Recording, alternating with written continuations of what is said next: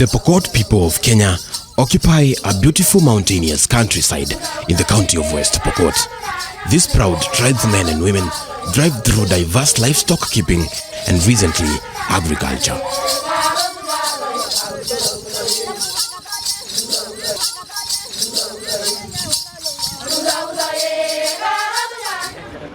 As the economic weight of the coronavirus pandemic continues to be felt across the country, a new tide is rising.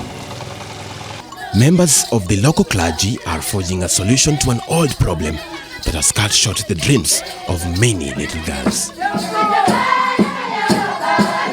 A spirited church service is underway in Mosol village near the border with Turkana County.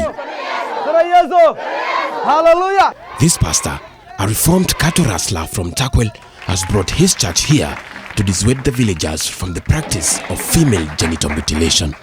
Pastor Daniel Kapurion says when he first arrived here last year, all the women had been subjected to FGM, but now the people have experienced a change of heart. Nilipokuja mahali hapa nikaeleza watu na watu wakubaliana mimi, watu wakaniambia tutaacha maneno ya ukeketaji, na hata vile tunavyoongea niko na wakeketaji hapa wameamini Mungu na ameachana nayo kazi kwa sababu watu wamepita maisha mengine kali sana. Kuna mama ambaye alikeketwa hapa na alikeketwa kama hajaenda hata monthly period.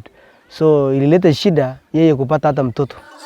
FGM is practiced in 30 of the 54 African countries. Recent data shows that over 200 million women and girls have been cut in the world, a number 4 times higher than the entire population of Kenya. In another remote village in Riwa sub-county, a group of women and their husbands have gathered here to speak to us. Selina Chipichiu used to cut girls, but since a Protestant reverend converted her and other women in their village, they are now active in the campaign against the practice of FGM. When I used to cut girls, I was not paid money for doing it. Instead, my clients would give me alcohol, which I usually drank with my friends. Hakuna mali na inakubalika kupitia neno la Mungu kwamba kuna sehemu ya kukeketa wasichana. When I had my 6-born daughter, FGM was outlawed and the preacher came to teach us against the practice. I was a cutter as well as a midwife, and I helped women who had been cut to deliver. None of the women I helped had complications, but many of those helped by my colleagues had complications. Since female genital mutilation was outlawed in Kenya in 2011, law enforcement agencies in West Pokot County claim that they have been on the front line in the war against cutting girls, but they also point fingers at other quarters of government. Political goodwill. You know, there are politicians who have been riding on this FGM to get votes under the umbrella of saying that, you know, it's culture, isn't it?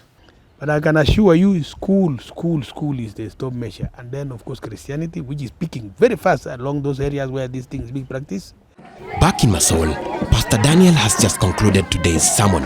The nearest school is over 10 kilometers away, and the next church even further. The Kenya census of 2019 places the population growth index in West Pokot County at 5%. With the entire national population growth index at only 3%, this church and its pastor represent the beacon of hope that stands between little girls born in this village and the sharp razor of the cutter. The national government says it's committed to ending FGM by 2022. In many Pokot households, a girl child is a one-way ticket out of poverty. But for the girl to fetch the much-needed dowry, she has to be cut, otherwise no man will marry her. Na babu yetu ya zamani alifanya biashara ili apate ng'ombe. So hapa ukitahiri msichana wako ndio yuko kwa market kabisa. Faith Chepkiror is expecting a first child with a husband who is a teacher. She's a trained social worker who escaped FGM when she was just 10 years old.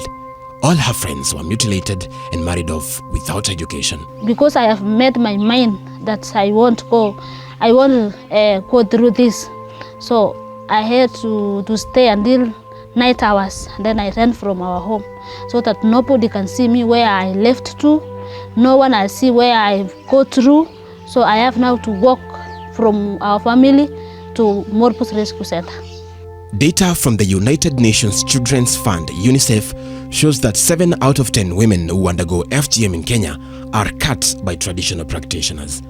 Faith says if her child turns out to be a girl, she will not be mutilated. I'm encouraged for my sisters of the different community that have decided to move in my ways, that we can move in the same will, that we are going in the same direction, that in 5 years in our community we no longer hear about this FGM.